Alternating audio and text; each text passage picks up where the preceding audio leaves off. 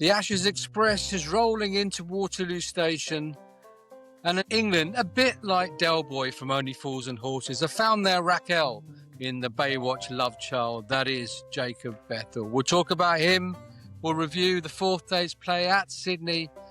Played true or false. I'm currently losing 10-8. Dormy 10, as Jonesy pointed out yesterday. We're going to play What's in a Name, a game that is inherently very, very simple, made complicated by my friend, the ex-England cricketer over there. And in Cop That, I'm going to make the case to why Ben Stokes isn't the best person to lead England going forward. Welcome to Close of Play with me, Sanjay Murthy, and him, Geraint Jones.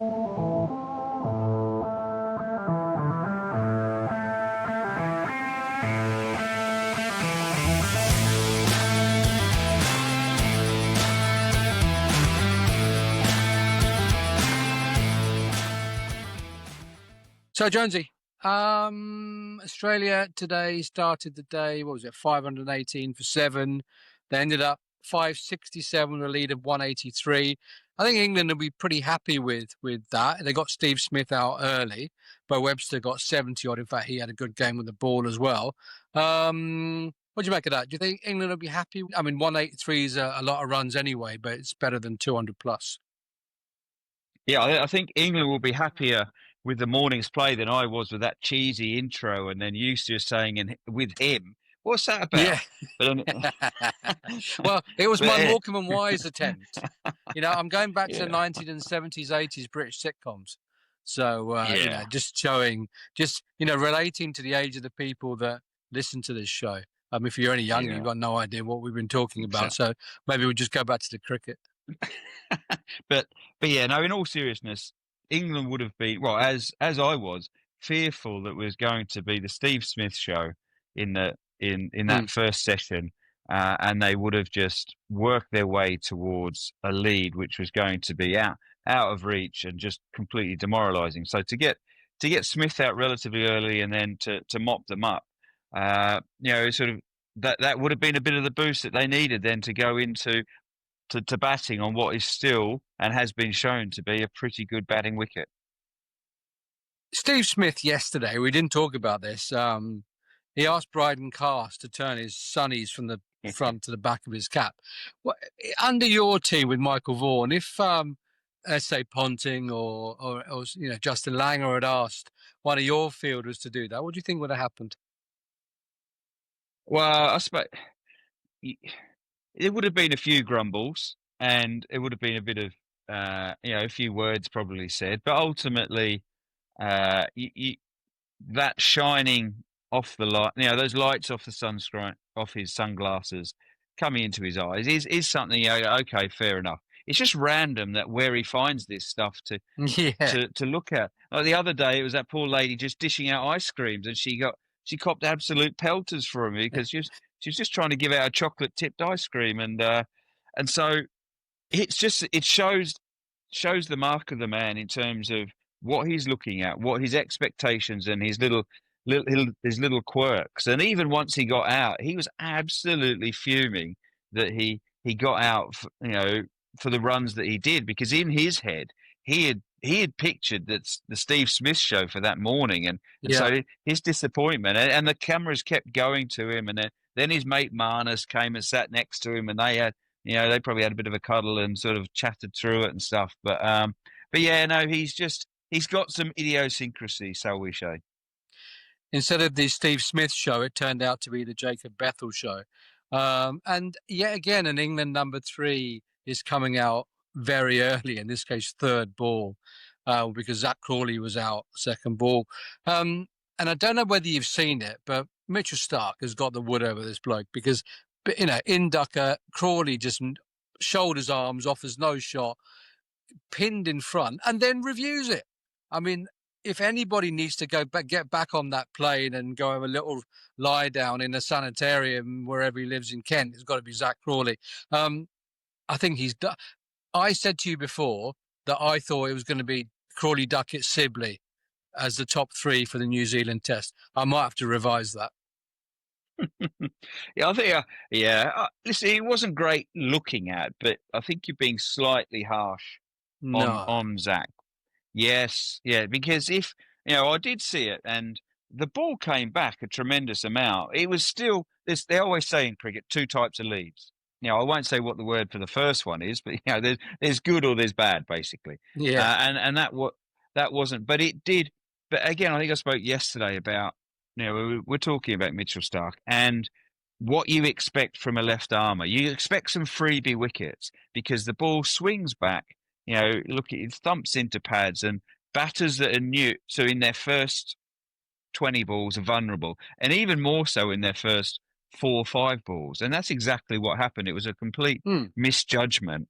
And so that's why Stark takes so many wickets in his first overs, because batters misjudge, and it did come back a long way, but it was a poor leave. And the reason he reviewed it is because he thought it hit him outside because of how far it came back. And so yeah, it was two poor errors. And England haven't been great with their reviews in this Test match, have they?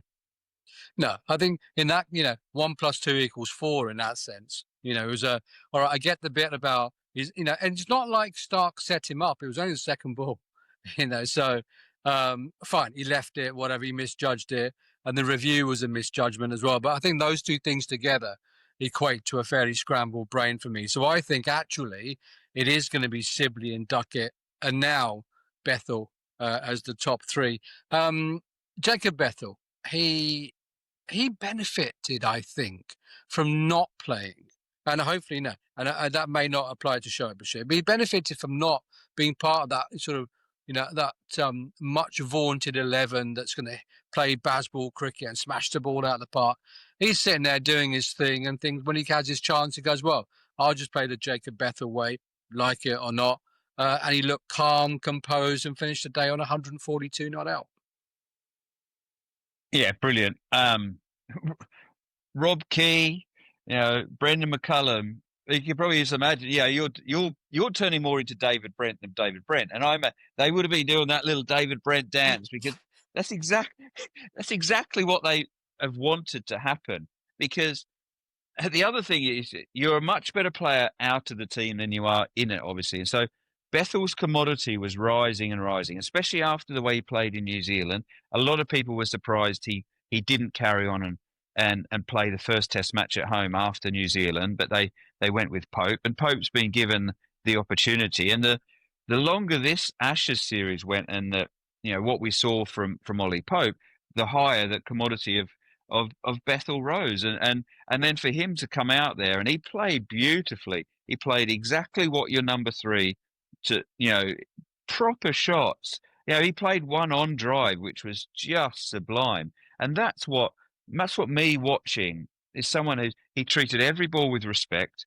He played off the front foot, he played off the back foot, he played calmly, and he just executed. And so he showed what they've all been talking about. So when I was joking about Kesey and McCullum, but they will be there. It's probably the best thing that's happened in this Ashes. It's forget the rest of it. This is the best moment that's come out of the Ashes. Is Yeah. Joe Root getting the hundreds has been great, but for England cricket, looking at it and going, and Jacob Bethell to play the way he did, this has got to be the best thing that's come out of this winter. I had a bit of a David Brent moment yesterday, actually, when you were asking up your what's in a name side, and I said to you, I even told you, Gooch, Edrich, whatever. It was a bit like when David Brent talks about his best comedians. It was that. So it's funny you mentioned it. Brian Lara said at at 11, Jacob Bethell is a better bat than he was at that age. That's high accolade for a young man that prior to today hadn't got a first class 100. And if you listen to Jacob Bethell in the press conference afterwards, and someone said, "Were you worried about about the 100 and that sort of monkey on your shoulder, if you like?" He said, "No, I knew it was always coming." I mean, that's supreme confidence for a young man. Yeah, and that's and that's what he's been renowned for, isn't he? I don't. Yeah, the word arrogant was thrown around against this England side at the start. And this is just confidence. The rest of us were sitting there scratching our heads in bafflement, going, "Hang on, this lad hasn't even got a first class 100. How can he?" But he's been promoted, and we saw exactly why. And when you're in another another 30 years time, mate, when you're still doing this and you've moved on from me and you're still doing your nonsense true or falses, this is going to be a great true or false. Did this actually happen? And yes, because it's quite an extraordinary feat for your first class 100 to be a test match 100, and what we want it to be is a test match double 100. That would be Well, I'd be magnificent. the But it's all, first person ever. yeah, but it's also justifying. You said there Brian Lara at the age of 11 said he was better than him. Well, at the age of 12, Jacob Bethell moved over and came to rugby school and sort of put his fate, put his destiny in England cricket, and it's been totally justified. And you're now seeing what all the noise about him, why they've made him vice captain, why they made him captain of the white ball side. So it's it's what he needed. It's what he needed to justify to us. But he didn't need to justify it to himself because, as you said, he knew it was coming. He had utmost faith. Yeah, I think I heard correctly that he's the fifth England male batter to score his maiden 100 in an Ashes match. I think Stuart Broad, Gus Atkinson, somebody else from the 1800s, and the other guy was David Gower. And there's quite a lot of resemblances between not just in the way they look, but that languid left hand bat. The comparisons to David Gower are probably apt, aren't they? Yeah, I was wondering if you're going to try and get your Baywatch comparison in with David Gower, but thankfully that's not a picture you want to put side by side. But yeah, David Gower in some left swimmers is not a way forward. No, no thanks. Moving on. Left-handed batters, and the same as a left-arm spinner, when they do it well, I don't think there's a better sort of vision in cricket because they just make it look a different level. And some of his shots, some of his back foot punches, which that sort of thing, and his timing and his effortless power. Those balls were racing to the boundary, but so compact. And that's the other thing you're looking for with longevity. Now, Joe Root has scored the way and as heavily as he has over his whole career. He's so compact.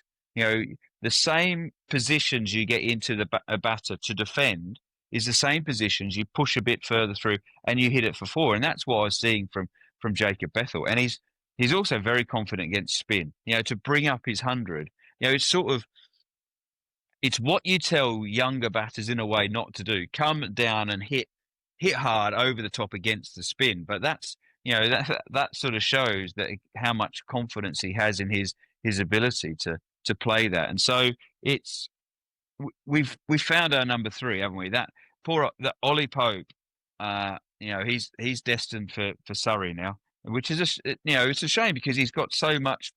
His talent levels are high. He just isn't able to consistently produce it. And Jacob Bethell doing what he's doing has sort of made that decision going forward. Can you see a scenario where the England side, from up to the keeper, looks something like against New Zealand? Looks something like Sibley, Duckett, Bethell, Root, Brooke, Pope, Smith. Sort of is that the right set of numbers? Where Root, yes, you've got Pope coming in at 6, and being the glue in the side that Joe Root has been. We've got to find a place for Ben Stokes in there. We'll come on to him in a bit. But do you see a scenario where Bethell plays the way he plays? Root's not going to play forever. Pope becomes Root from a glue perspective, and Bethell just is allowed to play the way he plays. Mate, what's this Surrey loving?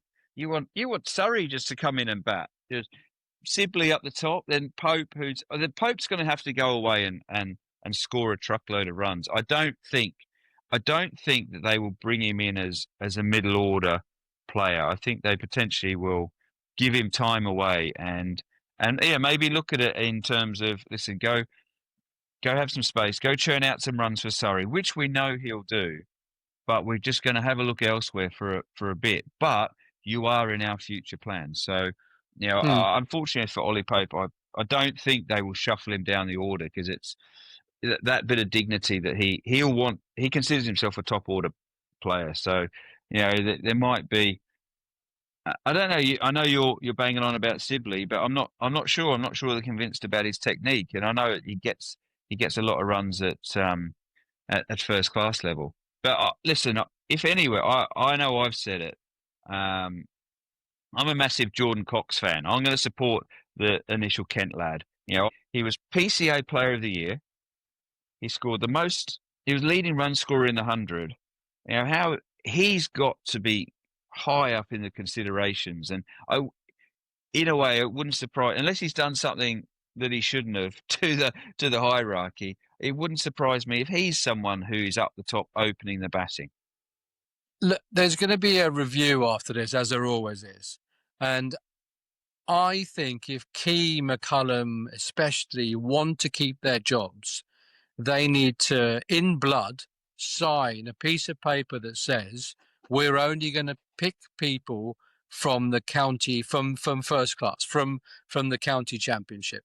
We're not going to pick anyone who stands there and bangs it in the 100 or in the T20s, because if they start picking people like that, I think they're going to rebuild the gallows on in London, because they're going to be strung up, Traitors Gate with their heads on a spike. Send them to Tower Hill. Yeah, Tower Hill, and what was there was one, isn't there, that's on Bayswater and Oxford Tower Street. of London, yeah. Yeah, I can't remember. It was the tree, the Tyburn tree. That was it. They're going to rebuild the gallows there, because I think the outcome of this debacle has got to be, you score runs at county cricket, or you take wickets at county cricket, Div 1 preferably, then you're going to have a chance of playing in that England Test side. And I think that's got to be the way forward, because the formats align and the disciplines and the patience required to score runs at county cricket align with Test cricket. So I realise that you have played cricket for England, and I'm just some jumped up geezer that wants to chat about cricket on a podcast. But that's what I think, anyway. Yeah, that's the traditional route in. It's undoubtedly changed in the last. That landscape's changed in the last 5 years. Is that your way into the Test team has been via white ball. That's been the way you've been given your opportunity, and then you've shown that you can do it at white ball, and they've then been happier to promote you to the Test team. It's sort of, that's the way it's been. And you're right, but I do think it needs to flip a bit. I do think they need to be looking at who is day in, day out, especially at the top. Especially when you're walking out to bat at the top order. You need to have proven success of opening against a new ball and regularly scoring big hundreds, 1,000 plus runs season Dom upon Sibley. season, but someone, okay. I listen. I'm not disagreeing. I just think from the opportunities he's been given and his technique, his leg side dominant play has concerns for me. That's all I'm saying. I'm not saying he's a bad player. He's obviously clearly a very good player, but at the next level step up with that little bit of extra pace, everything like that, I just think that his technique has got a little bit of a flaw in it, which was highlighted his first times round. And school clearly don't agree with your theories. They're setting the alarms off. I mean, that's your chaff speaking. Sent that off. That has. Dom Sibley, when he first played for England, is a different player than he is now, obviously. Do you think the New Zealand series, therefore, is an opportunity for experimentation for England? And so, right, you've got, we're not going to give you a run of 10.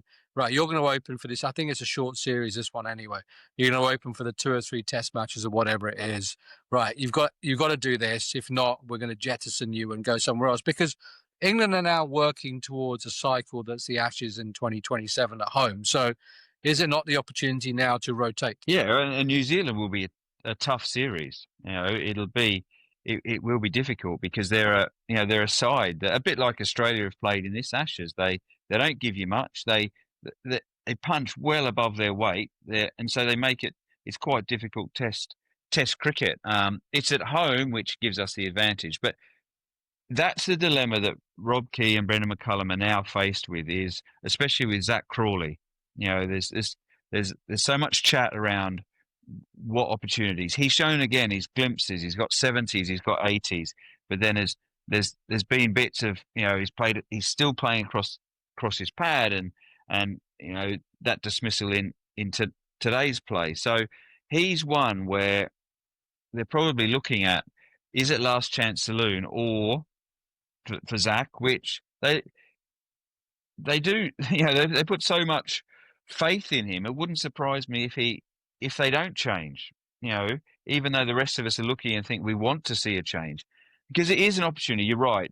The next big thing in Test cricket, they will come out and say, no, this series is important, but the next cycle for us is looking at the World Cup, is not World Cup, is in Test cricket. Yeah. That next Ashes series, and it's building towards it. It always has been, and so experimentation, I think, is probably the wrong wording, because that makes it out that you're just going to give a random a go. I think careful consideration as to have we seen enough of Zac Crawley over 60 Test matches to stick with him and hope that he comes good, or is it time to actually let's have a look at someone who we're going to give those 2 years leading into the Ashes. So are we going back to Dom Sibley? Are we looking ahead, to a Jordan Cox? Or is one of the Rue brothers? Is that the sort of thing? So they're the conversations that will be happening a lot now, and probably have been over this Test series. Got to be a good player to score 100 against New Zealand, though, haven't you? Got to get lucky, mate. There's going to be some candidates across social media, the press, in those conversations of the hierarchy, whose heads are on the chopping block. Zac Crawley is one of them. Ollie Pope has already been discarded. Jamie Smith, even though my staunch defence of him, potentially is there about. The other guy, and the latest driver of the stupidity bus, is Will Jacks. Second ball, he comes in. Jacob Bethell is set. He comes in second ball and bangs it down Cam Green's throat in exactly the same sort of place that he was standing when he spilled one yesterday. I mean, that's just, what sort of thinking goes on there? None, clearly. But exactly. That's where the bewilderment. But that's where the bewilderment comes in with the way that our side plays, the England Test side plays, because short memory. When he came in, when we brought him into play, he was given so much credit for the way he's come in. I think you would say he should bat 3 because of how well he played. And so that's the thing, is we look at it and we go, how can you play the way you did in those tests where you were the anchor we wanted at number 8. You showed calmness, you showed clarity, and that's why that's cricket in a nutshell. And then second ball, you slog trying to hit it into the stands in a crucial situation, and you're out. It's just I don't know how to sort of defend him. There is no defending of that. There isn't. No. With what we've seen, yeah. But then you think, how the heck, when you've played so well one way, do you do what you've just done? Bo Webster got 71. He got 3 wickets. Played very well. We don't want to praise him too much. Australian, they've smashed us. Let's move on. We have had, as I've been question saying, for you. Here you go. Question for me. Oh, go on then. Hold on. Go on. Name me the last fast bowler and I'm going to put Bo Webster in a fast bowler that also bowled off spin. I'll make it easy for you. Off spin in a Test match. Yeah, it's an England player. He's an England player that bowled. Didn't Gus Atkinson do it? I'm going with Gus Atkinson. Oh, yeah. You could be right, but the one I was thinking of was Ollie Robinson. Yeah, but use the word fast bowler. That confused me. But yeah, so there you go. 1-0 me. Yeah, fine. Yeah, that's because I said to you yesterday, you need to think of a new game. Right, that's for tomorrow's show. Right, you've got a challenge on your hands. On Monday we're doing the Q&A show. We had quite a few comments, and Some of them actually questioned my ability to edit this podcast properly and put out anything half decent. But we'll address that in a different way by hiring somebody who knows what they're doing. Fair. But listener Kamala says, I have a suggestion, which he does. We England fans boycott the English summer. I think he means the cricket part of the summer, not just generally don't go out and jump in the fountains drinking Heineken. We refuse to buy tickets. We don't buy merchandise. Hit the ECB where it hurts. Finance. Then they will learn their lesson and groom players for Test cricket. There is money for the ECB because of us. Sponsors come in because the team has a strong following. Once the following goes, the sponsors go away. Hit them hard. Hit them where it hurts. Go on, Kamala. That's the sort of stuff we want. Well, I think him and his 10 mates not showing up to the Test match as a boycott won't particularly worry the ECB. Nice sentiment, but it's not going to happen, is it? Because going to the cricket is a social occasion, and so people see it as much as that. You have your diehard fans, but you're also going to the cricket in the summer is a place to be seen. Place to be seen out the back of Lords, drinking your Pims and your champagne, and that's still going to happen. So, but yeah, so nice sentiment, but unfortunately, but not going to happen. Thank you very much for all of you who have listened to us and subscribed to @Sanjay Murthy on YouTube and Close of Play on Spotify and on Apple. Thank you very much for everything that you've done for us, and Jonesy and I are very grateful for all of that support. 1966, Jonesy, the Ashes. Great year for England. Obviously the World Cup. And my mum and dad decided they were going to get on with it and conceive me. So that was a good shout on their part as well. But in the Ashes, it was also the answer that Joe Denley gave to the dressing room quiz that Kent conducted on when was the Battle of Hastings.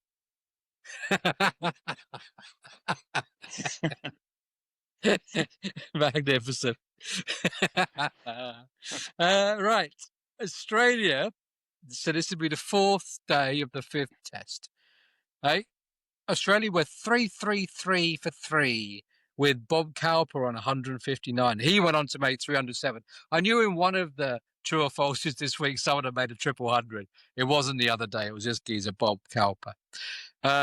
So he went on to make 307 when the heavens opened and the rest of the day was a washout. The game was heading for a draw anyway. And so the teams decided to cancel day 5 and just have a dinner dance at the end of day 4. Is that true or false? 1966, game's done. They liked a dinner dance back in those days, didn't they? Bow tie, dicky diddle diddle diddle diddle diddle diddle cha cha, all that stuff. Yeah. Did they have a rest day anyway? So I'm going to say that your dinner dance is quite likely true, but the actual cancelling of the last day was false. Okay, so the actual question is: with the game heading for a draw, did the teams decide to have a dinner dance at the end of day 4? You're going true, aren't you? Oh, right. Yeah. Okay, so yes, true. As we approach the final of this wonderful feature that really should be sponsored, the score is Geraint Jones 10, Sanjay Murthy 9. So I've just put my 5-iron, I've stiffed it to about 2 yards from the hole and sunk the putt to take us on to the 18th, where I've got a fine chance of a draw tomorrow. So there you have it. Right. Now, actually, just before we move on to your ridiculous what's in a name team that you may or may not have got right, we're going to find out in a minute. Do you know I said about the Stuart Clark thing yesterday where he's criticised George Bailey? I don't know if you've seen the repercussions of that, but Cricket Australia have banned their players from talking to the ABC, so the BBC equivalent if you're English, because of that. It's a bit like, Aggers criticising the McCullum and Rob Key, and then them saying to Stokes and the boys, you can't go talk to Aggers. I mean, Aggers has criticised them all the way long, as of other other broadcasters. I'm using Aggers because of the BBC and the ABC equivalent, but that's a massive overreaction from Cricket Australia, isn't it? Petty, isn't it? Petty Australians. Yeah, you see, that's what they're like, really. Yeah, because that's but the whole point of radio and places like that is that you do go and you try and be balanced. You offer both sides. So when you don't agree with something like they don't, so yeah, to go and I never like that, to go and ban talking to someone. That's that's a bit sort of over the top. But it has been happening a bit. I can't remember it off the top who else, but there's been three of them recently that have I know definitely Hayden, and so there's been a number of ex-players that have come out and they're really not happy, are they? Yeah, there's some. You're right, Matthew. Yeah, there was somebody else Petty. as well, wasn't there? Yeah, petty. Yeah, Trump-esque. That's how I would say. Before we move on to my says you in your red cap. Yeah, I think we've done this one before. Actually, when we get COP, I'm going to get COP merchandising done for close of play. I'm going to make sure that they're all red, just for that sake. Before I move on to the non-defense, if you like, of Ben Stokes as a great captain, let's get this out the way. What's in a name? Have you actually worked out what you're supposed to do yet? I think so. Right, come on. Well, my version was much better. So basically, it's painful, but get on with it. Just to clarify before we start, so the surname of this said player needs to match my first initial. So let's start. So G for Geraint, Adam Gilchrist. Brilliant. I think we're there, my lord. Right. Crikey. Yeah. Go on, yeah. Gilchrist was a good start. Yeah. There's some beauties in. E was quite difficult, but Sean Irvine. Oh, good shout. Okay. Yeah. Yeah. This one has been known for one of the most comical events in cricket seen on TV, when he cramped up getting a big 100. Mark Richardson. Oh, yeah. Yeah, Kiwi. Yeah. Curtly Ambrose. This is your batting order, remember? So you've got Big Curtly coming in at 4. No, is it? Yeah, I knew you had to you didn't tell me. But, well, I don't have any choice with these letters here.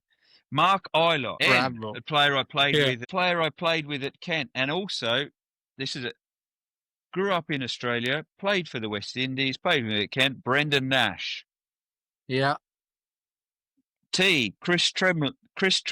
I've reversed the batting order. Well, you just mixed it up, I think. Right. Who's keeping in this team, by the way? Now we're on to J. Oh, coming to that. Oh, it's you, isn't it? J. Simon Jones. Oh, Simon Jones. Okay. No. Here he is. And my keeper, who did replace me and who filled in for me at Kent, the little Irishman, Niall O'Brien. Yeah. Became an agent. N. Yeah. Jimmy Neesham for N. Yeah. E. A man I see every summer when I go to King's School in Canterbury, and I take my school there for a match and have a magnificent feed at King's. Mark Elam. Very good. Ran into his son George the other day. For S. Yeah, for S I've got 2. I could go with Steve Smith, which I get double points for 2 letters. Batting at 11. Or or do I go for the Kent fans' favourite all-time player, Darren Stevens? Well, I mean, first and foremost, at least you've got the format right. Batting order, pretty questionable. What I want to know is who's going to get any runs in that side, because you seem to have now gone from yesterday's debacle of mainly batters and with no bowling. Now you've just got a shed load of quicks in there. But listen, let's just move on, because I've thrown my list away. I'm tired. I'm getting older by the day. What? What are you doing? You're throwing it away. I've thrown my fist. But you're telling me that Adam Gilchrist isn't scoring runs, Mark Richardson's not scoring runs, Brendan Nash isn't scoring runs, Jimmy Neesham, Marky, come on, mate, that's domination. You've got 4 batters and about 7 bowlers in the thing. Anyway, we haven't mentioned, you didn't choose a captain, but I really haven't got enough days in the rest of my life to go through that particular process. But talking of captains, cop that, my favourite feature. I'm going to say to you, and yesterday wasn't very good because I made a whole load of points about Jamie Smith and you agreed with them. So I quite like a bit of defence of Ben Stokes from your side for the last 10 minutes, if you could. He's captain one of the worst Ashes performance ever seen in recent memory, if you like. He and McCullum have allowed a lackadaisical attitude to preparation and practice. Yes, he's a great player. 7,215 test runs, 1,400s, 37 50s, 243 wickets at 31. He's a talisman for England, but he's knackered. His knee's gone. He's had shoulder surgery, and today the groin went and he couldn't do anything. England need him as a player, albeit that his batting has suffered in his Ashes series. He scored 184 runs at 18.4, which is a nice symmetry, if you like that sort of thing. But the best player doesn't always make the best captain. Look at Ian Botham. Look at Andrew Flintoff, who you played under in that disastrous series of 06-07. He also, as a captain, has never won a big series, never beaten Australia in a 5-match series or India. He's moulded the players into a lesser version of him. He's protected Bazball. He's bowled himself at a time where he shouldn't be bowling, and his fielding positions and his dedication to opening with Bryden Cast, who doesn't open for him or with him at Durham, and not opening with Josh Tongue, who does open for the county champions Nottinghamshire, has been diabolical. That, my lad, is the case for the prosecution of Ben Stokes. What does the defence say? You're wrong. He has to captain. Why? He has to captain because he's, for all those things, for me, he shows the most leadership qualities in that side. You know, Joe Root's no longer, he stepped down, and so when you look down that lineup, there's no one else that stands out to me that is able to lead this team the way that Stokes does. I will take some of your points that there's been some decisions and there's been some methodology that needs to be looked at. And I would argue there that he needs more support around him, and it needs to be needs to be more people that question decisions rather than the small group that it seems the perception is that they've got. But in terms of Ben Stokes captaining England, there's no other option that we have in terms of he is the man for it. I'm going to back him all the way. I've got 2 words for you. Mike Brearley. Mike Brearley was nowhere near that England side. You want him to play? No, I want him. So you say there's nobody in that England side that can captain, correct? Brearley wasn't in the side. I think Botham was captain before. But 81, they brought Brearley in for that Ashes series, and I think he might have captained before as a lead up to it. But fundamentally, that 1981 Ashes series, which was, yes, rightly remembered for Ian Botham and Bob Willis, was masterminded by the tactical and leadership genius of Mike Brearley. Somewhere in county cricket, there is a Mike Brearley, and he's the man to come in and captain England. All right, okay. Well, will the real Mike Brearley please stand up then? God, are you going to sing that? You do a song? No. So, fine. Listen, what's going to happen is going to happen. We're going to see. There's a review at the end of this Ashes series, isn't there? He's in places like Pakistan and stuff. He's played some funky fields, and he's done well there. But I think Ben Stokes, the player, is better than Ben Stokes, the captain. And we'll leave it at that.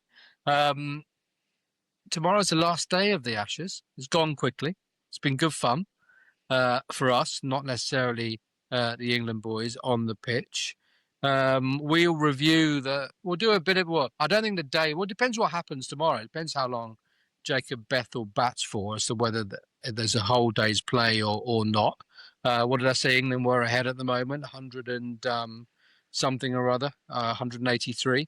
So, I think a lead of 250, 260 with a couple of sessions will make for a final and fitting ending to what's been actually overall a thoroughly entertaining series. Yeah, absolutely. And then our spin attack is going to come into play on the last day, and we're going to win.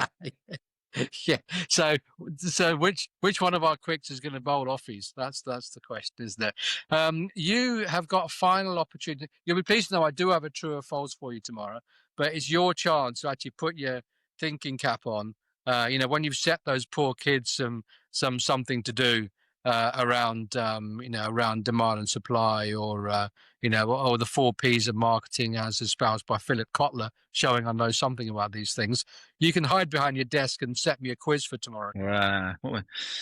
I'll have a think about it, mate. That's your role. This is the post Ashes' quiz. But what am I doing? I'm helping them. They've got mocks next week, starting Monday. So yeah, a bit of exam preparation, much like the quality preparation I did for my winning 11.